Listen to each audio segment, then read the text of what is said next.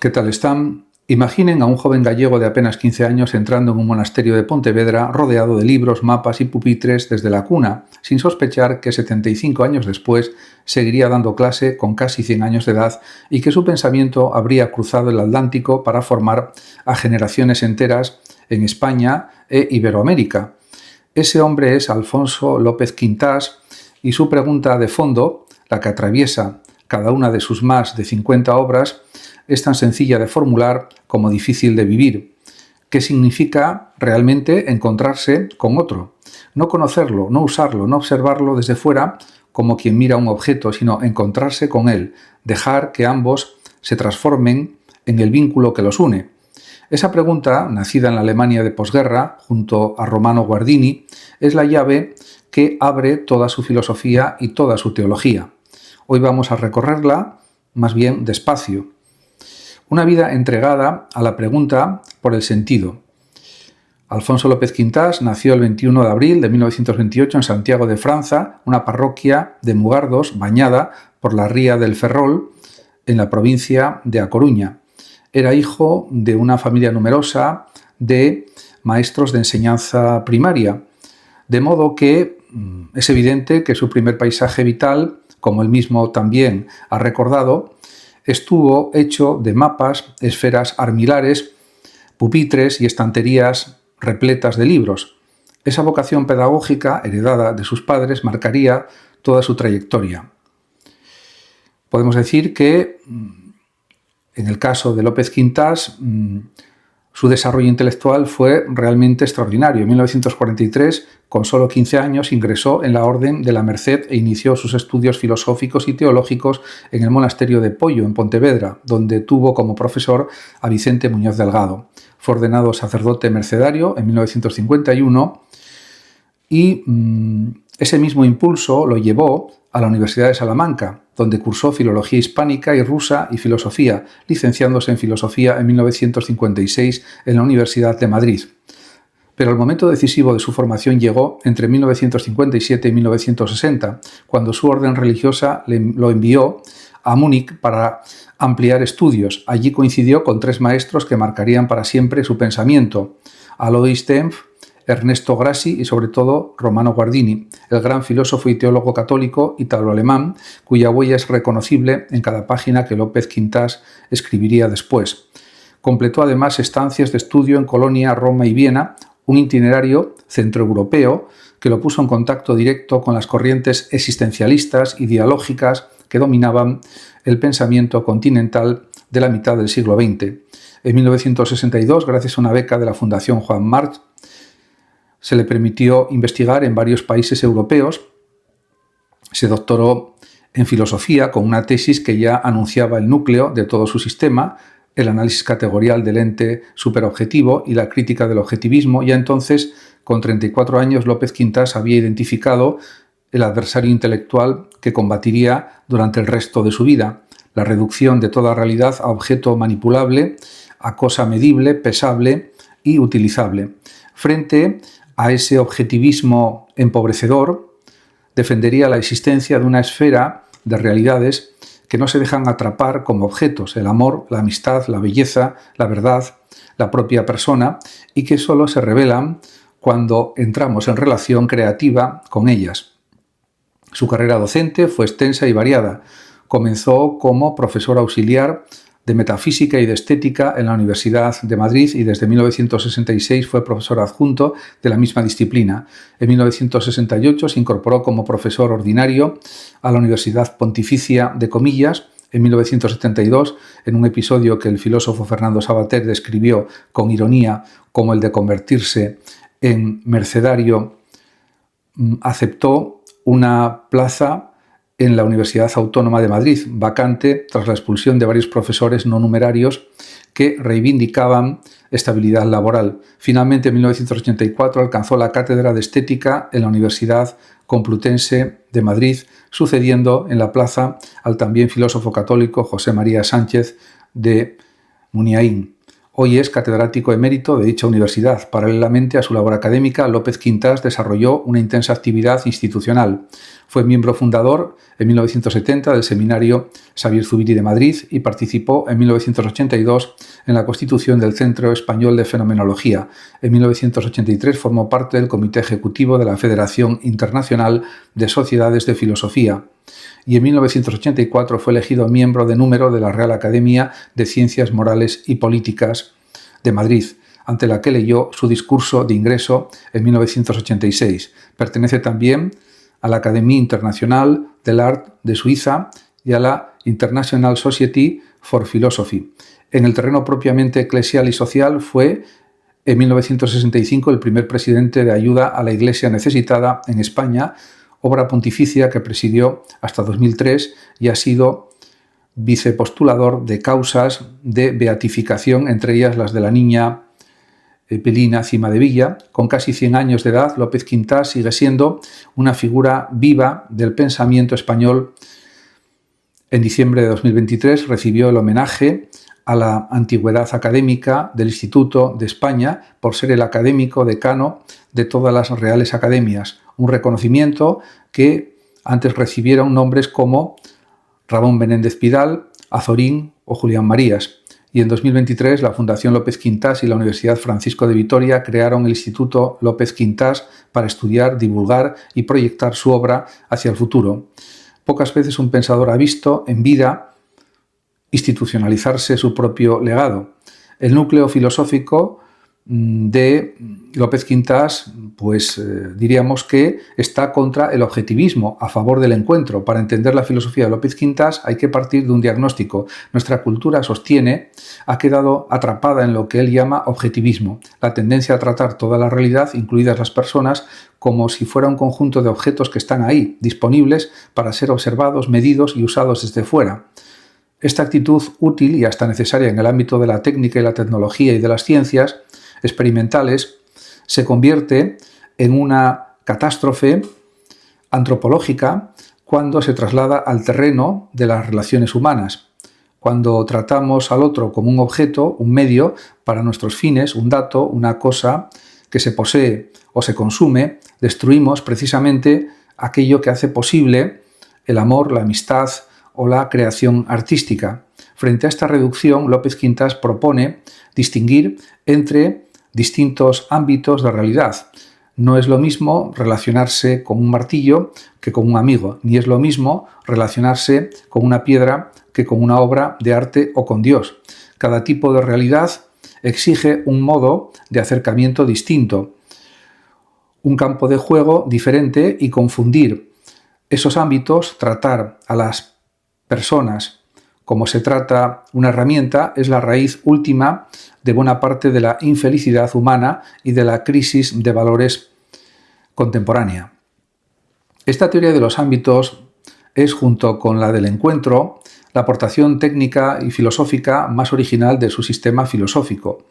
El segundo pilar es su célebre teoría del encuentro y de la relación yo-tú, deudora del personalismo dialógico de Martin Buber, pero reelaborada con un aparato conceptual propio. Para López Quintás hay dos maneras radicalmente distintas de relacionarse con otra persona. Puede uno relacionarse por yuxtaposición, dos realidades que están una junto a otra, se tocan, incluso interactúan, pero permanecen cerradas en sí mismas sin transformarse mutuamente. Es la relación típica entre objetos o entre personas que se usan instrumentalmente. Y puede uno relacionarse por integración o encuentro, dos libertades que se abren la una a la otra y al hacerlo crean juntas un campo de relación nuevo, un ámbito compartido que no preexistía y que enriquece a ambas partes sin que ninguna pierda su identidad.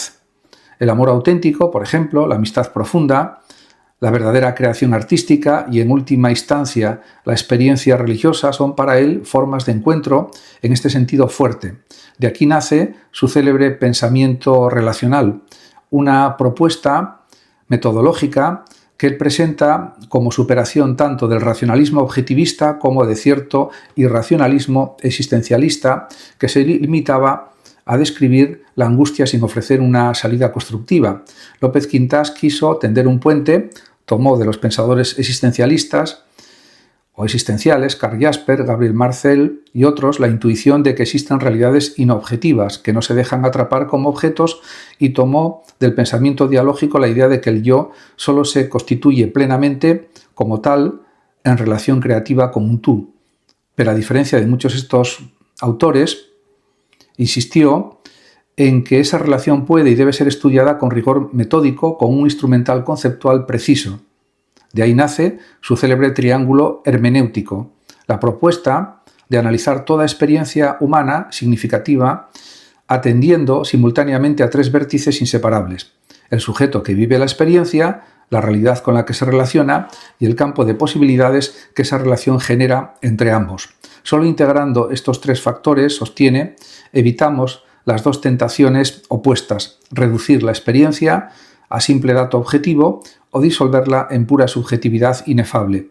Un tercer concepto, quizá el más originalmente suyo, es el de la entidad superobjetiva. Hay realidades, explica López Quintás, que no son meros objetos, pero tampoco son simples estados subjetivos del sujeto que las experimenta. Son superobjetivas porque, aun sin poder ser tratadas como cosas manipulables, tienen una consistencia real, una exigencia objetiva sobre nosotros, la belleza de una sinfonía, el valor de la justicia, la dignidad de una persona. Ninguna de estas realidades es un objeto que se pueda pesar o fotografiar, y sin embargo, ninguna de ellas es una simple proyección arbitraria de nuestra subjetividad.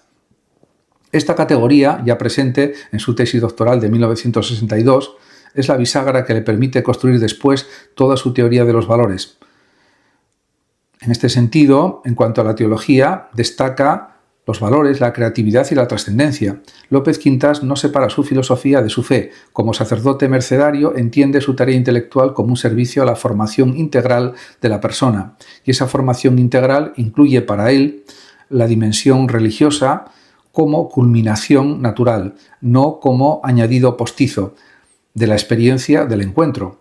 Su teología no se despliega tanto en tratados de dogmática cuanto en una antropología teológica de la creatividad. El ser humano hecho a imagen de un Dios que es el mismo relación, Padre, Hijo y Espíritu, en comunión eterna, solo se realiza plenamente cuando entra en relaciones de encuentro, y la más alta de todas ellas es la relación con Dios.